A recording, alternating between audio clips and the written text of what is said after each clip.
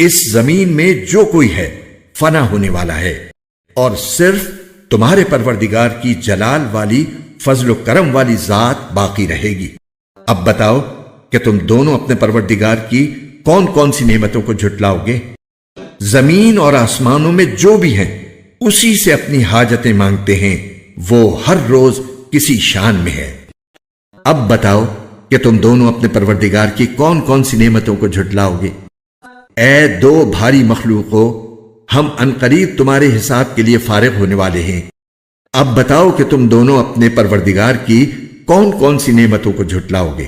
اے انسانوں اور جنات کے گروہ، اگر تم میں یہ بلبوتا ہے کہ آسمانوں اور زمین کی حدود سے پار نکل سکو تو پار نکل جاؤ، تم زبردست طاقت کے بغیر پار نہیں ہو سکو گے۔ اب بتاؤ کہ تم دونوں اپنے پروردگار کی کون کون سی نعمتوں کو جھٹلاؤ گے؟ تم پر آگ کا شعلہ اور تانبے کے رنگ کا دھواں چھوڑا جائے گا، پھر تم اپنا بچاؤ نہیں کر سکو گے۔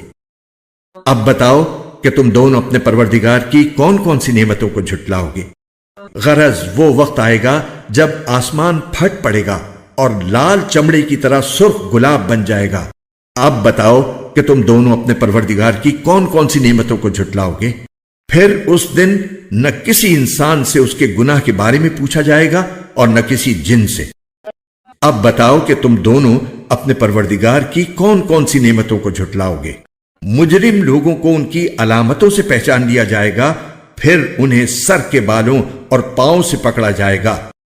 اب بتاؤ کہ تم دونوں اپنے پروردگار کی کون کون سی نعمتوں کو جھٹلاؤ گے؟ یہ ہے وہ جہنم جسے یہ مجرم لوگ جھٹلاتے تھے، یہ اسی کے اور کھولتے ہوئے پانی کے درمیان چکر لگائیں گے۔